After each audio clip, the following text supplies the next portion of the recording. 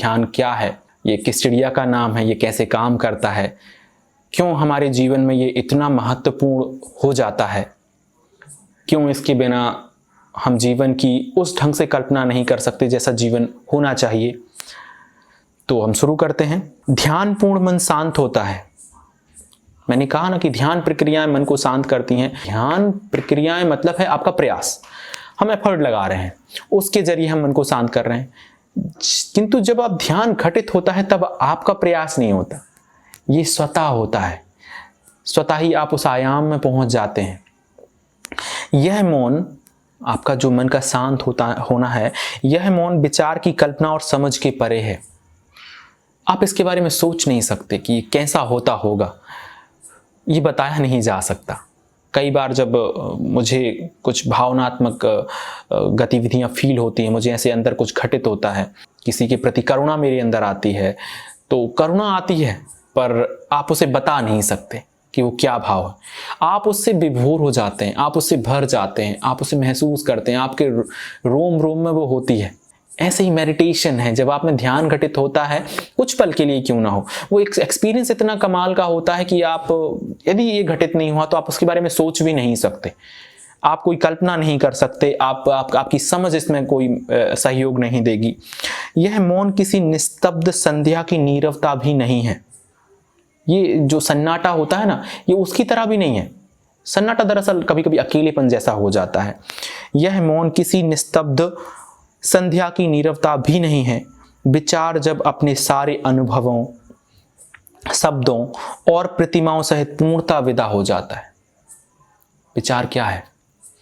विचार है बहुत सारे चित्रों का संग्रह, बहुत सारे शब्दों का संग्रह, जिनको हमने पहले इकट्ठा कर लिया है।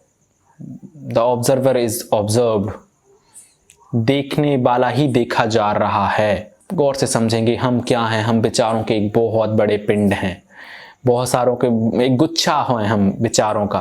कोई पूछे कि आप कौन हैं, तो आप धीरे धीरे करके बहुत सारे विचारों के संग्रह से बने हैं। यदि मैं अभी आपके दिमाग से सारी मेमोरी को डिलीट कर दूं तो आप नील हो जाएंगे। आप क्या हैं? कुछ नहीं है। फिर आपकी सारी की सारी जो आपने इकट्ठा किया हुआ है, अपना मैं जो आप बनाते हैं, वो पूरा मैं खत्म हो जाएगा। विचार जब सारे अनुभवों, आपके जितने भी एक्सपीरियंस हैं, शब्दों और प्रतिमाओं सहित पूर्णता विदा हो जाते हैं, तभी इस मौन का जन्म होता है, जिसे हम कहते हैं ध्यान। यह ध्यानपूर्ण मन ही धार्मिक मन है। जी कृष्णमूर्ति जब धर्म की बात करते थे तो वो करते थे स्वभाव की बात, वो करते थे प्रकृति की बात। प्रकृति नेचर वाला नहीं, बाहर जो है नेचर, जो स्वयं का नेचर की बात, वो बोलते थे ये आपका स्वभाव है। ध्यानपूर्ण मन ही धार्मिक मन है। धार्मिक मन मतलब विशुद्ध मन, जैसा होना चाहिए, शुद्धतम बिल्कुल। धर्म जिसे कोई मंदिर, गिरजाघर, भजन कीर्तन छू नहीं सकता। जब आप भजन कीर्तन करते हैं तो आप में कुछ घटित होता है।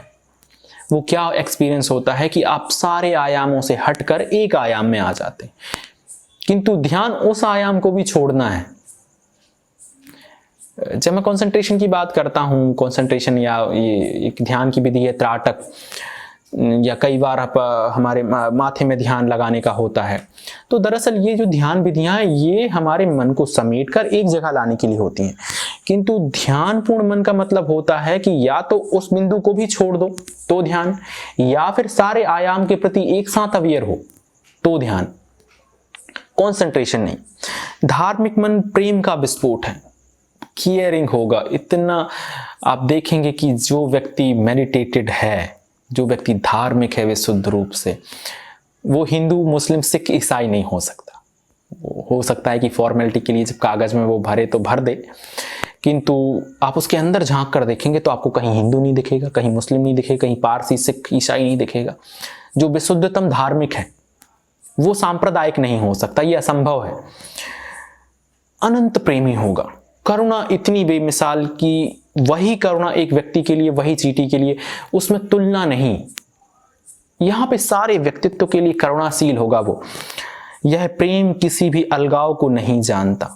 अलगाव मतलब हम कहें बांटने वाला जो हमारा हिस्सा है। लगाव मतलब जुड़ना, अलगाव मतलब जो हमें दिखाए कि तुम कुछ और हो, मैं कुछ और हूं। जैसे ही प्रेम होगा तो पेड़ कुछ और नहीं रहेगा, आप कुछ और नहीं रहेंगे।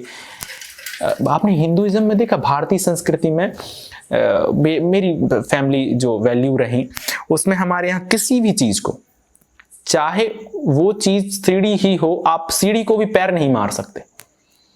जब हमारे घर में हम स्लीपर पहनते हैं तो आहिस्ता से आप स्लीपर को पहन सकते हैं, किंतु स्लीपर में यदि पैर लग गया गलती से आपके या किसी के स्लीपर में भी आपका पैर लग गया, आपके चप्पल में, जूते में, तो आपको उसको नमस्कार करना पड़ेगा।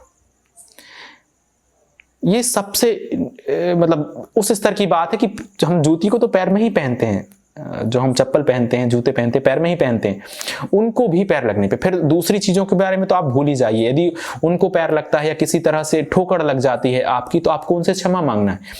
ये अभी कल्चर है, मैं कोई पुरानी उस समय की बात नहीं कर रहा हूं, क्योंकि हम सभी या ये भारतीय कल्चर इन सारी चीजों को जीवंत मानता है। आप ये पूरा जीवंत मानता है, ना सिर्फ भारत में कहूंगा, ये पूरे पूर्वी हिस्से में ये प्रचलन रहा कि हम महसूस करते थे कि उनमें भी जीवन का एक आयाम है। ये प्रेम का स्तर है। ये जब बहुत प्रेम हद से ज्यादा जिनका बढ़ जाता है, कहते हैं एक बार पूरब के किसी गुरु के पास एक जर्मन व्यक्ति आया और वो बहुत दूर से आया था, तो बहुत थक गया। रास्ते में इतनी परेशानियां हुई कि वो झुंझला गया उन परेशानियों से। तो जैसे ही वो आया, उसने अपने जूते निकाले और फेंके और दरवाजा जोर से खड़काया और अंदर गुरु के पास पहुंच गया और बोला कि मैं आपसे ज्ञान सीखने आया हूं, मैं आपसे सीखने आया हूं ध्यान, मैं आपसे सीखने आया हूं आध्यात्मिकता कैसे मेरे अंदर उतरे। गुरु ने कहा पहले जाओ और उस दरवाजे से और उस जूते से माफी मांग कर आओ। उस व्यक्ति ने सोचा कि ये तो या तो ये पागल है या शायद मैं गलत जगह आ गया हूं या मैं पागल हूं। किंतु अब उसने सोचा कि इतना दूर से आया हूं, जर्मनी से निकला और भारतीय उपमहाद्वीप पर पहुंचना, पूर्वी हिस्से में लंबा सफर था, सोचा चलो माफी मांग लेते हैं। वो गया, कहते हैं जैसे ही उसने हाथ अपने दरवाजे के सामने हाथ जोड़े कि मुझे माफ कर दीजिए, अपने जूते के सामने हाथ जोड़े कि मुझे माफ कर दीजिए, घटना घट गई। कहते हैं उसको वो शांति का अनुभव हुआ जो उसने जीवन में कभी महसूस नहीं करी थी। अपने अनंत मतलब जितना उसने जीवन हिस्सा बिताया, उस जीवन में उसने कभी इतना शांति का अनुभव कभी नहीं करा था। तो हम ये देखें, ये प्रेम है। जब आप किसी चीज के प्रति बहुत अधिक प्रेमपूर्ण हो जाते हैं, प्रेमी मन धार्मिक मन है, मेडिटेटेड मन है, ध्यानी मन है, ये चीजें पैरेलल चलती हैं। आप बहुत प्रेमी हो जाएं, प्रेमी मेरा है इसलिए प्रेम है, ऐसे वाला प्रेमी नहीं। कुछ चीजों से नफरत और कुछ चीजों से प्रेम नहीं कर सकते। प्रेमी मन सिर्फ प्रेमी होगा, फिर नफरत। मैंने बताया था ना एक बार कि कृष्णमूर्ति से जो अंतिम सवाल उन्होंने पूछा था मैत्रेय के सूक्ष्म शरीर ने, तो उन्होंने यही पूछा था कि क्या तुम इनसे भी प्रेम कर सकते हो। वो एक आखिरी व्यक्ति जिनसे वो नफरत करते, उन्होंने कहा हाँ मैं इनसे भी प्रेम करता हूं। हर किसी से प्रेम, इससे प्रेम उससे नफरत, ऐसे वाला काम नहीं। यह प्रेम किसी भी अलगाव को नहीं जानता है, ये किसी दूसरे को नहीं जानता, दूसरे जैसा कोई शब्द नहीं रह जाता। इसके लिए दूर निकट है, चाहे वो चीजें कहीं भी हों, कितना भी दूर हों, उसके लिए वो नजदीक है, वो महसूस करता है उन चीजों को। यह ना एक है ना अनेक है, अपितु यह प्रेम की वह अवस्था है जिसमें सारा विभाजन समाप्त हो जाता है। मैं, तू, वह, ये, वो, ये सब कुछ खत्म, एक अनेक वाला कॉन्सेप्ट खत्म। या तो संपूर्ण वो ये पूरे एक आयाम में चीजों को देखता है, मेरे और तुम्हारे आयाम में नहीं देखता। ये मैं स्वभाव की बात कर रहा हूं, ये आप में होना चाहिए। यदि आप ध्यान कर रहे हैं तो आपको ध्यान विधियां कितने साल कर लो, क्या उसका फायदा नहीं होगा जब तक कि आपका चित्त कुछ इस तरीके से नहीं है। ध्यान विधियों से चित्त इस तरीके से बनेगा, किंतु यदि इस तरीके का चित्त आप बनने नहीं दे रहे हैं तो ध्यान कहीं नहीं पहुंचाने वाला, ध्यान विधियां कहीं नहीं पहुंचाने वाली। सौंदर्य की तरह इसे भी शब्दों में नहीं मापा जाता। आप कहते हैं ना कि वाह ये कितना खूबसूरत है, अब मैं बोलूंगा कि कितना, तो आप नहीं बता सकते कितना। हाँ आप कहेंगे कि वाह ये बहुत खूबसूरत, मैं कहूंगा कितना, आप नहीं बता सकते कितना। आप किसी चीज को माप सकते हैं, उसकी वैल्यू लगा सकते हैं, किंतु आप सौंदर्य, प्रेम, ध्यान की कीमत नहीं लगा सकते, इसको तौल नहीं सकते, माप नहीं सकते।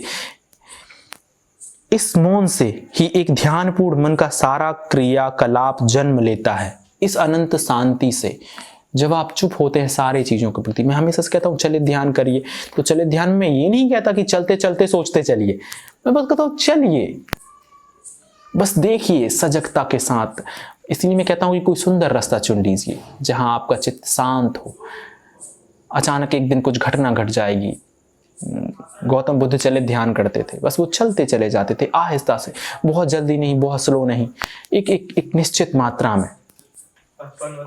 आप सभी ने मुझे इतना स्नेहपूर्ण और प्रेमपूर्ण तरीके से सुना। हम आगे भी बात करेंगे व्हाट इज मेडिटेशन। आप सभी के अंदर उपस्थित परमात्मा को मेरा प्रणाम।